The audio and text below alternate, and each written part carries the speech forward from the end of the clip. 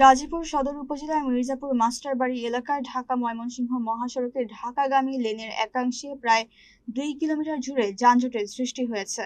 স্থানীয়রা জানান, একটি ফিলিং স্টেশনে তেল না থাকায় এই পরিস্থিতির সৃষ্টি হয়, ফলে সাধারণ মানুষ ও যানবাহন চালকরা চরম ভোগান্তিতে পড়েন। পাম্পের কর্মকর্তা-কর্মচারীরা দাবি করেন, তেল সরবরাহ না থাকায় বিক্রি বন্ধ রয়েছে। তবে চালকদের অভিযোগ, অতিরিক্ত দামে ডিপো থেকে তেল কিনতে হচ্ছে জানিয়ে পাম্প কর্তৃপক্ষ বিক্রি বন্ধ রেখেছে।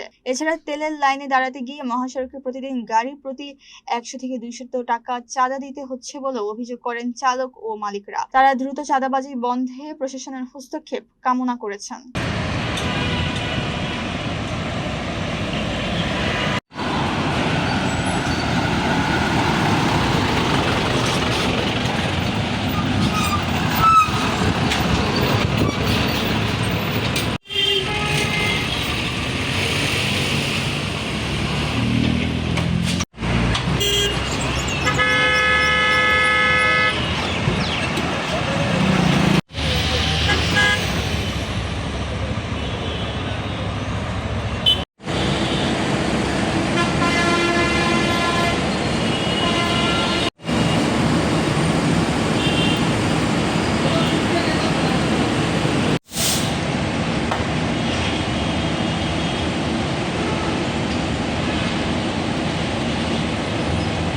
দিনে 2টা থেকে আর সারা রাত গেছে, সারাদিন গেলে আমরা তেল পাচ্ছি না।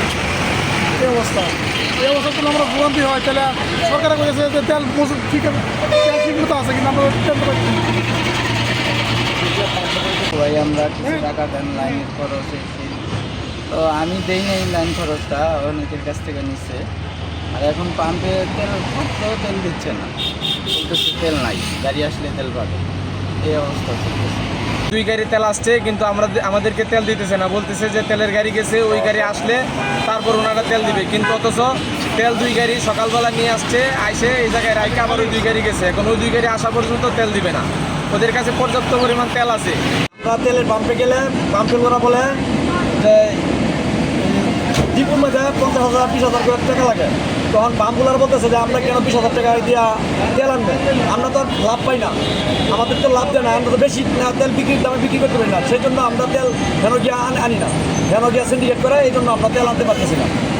এই জন্য আমরা 10,000 টাকা দিয়ে ঘুষ দিয়ে আমরা কেন তেল আনি, 20,000 টাকা দিয়ে কেন এই জন্য তেলের কাছে আমরা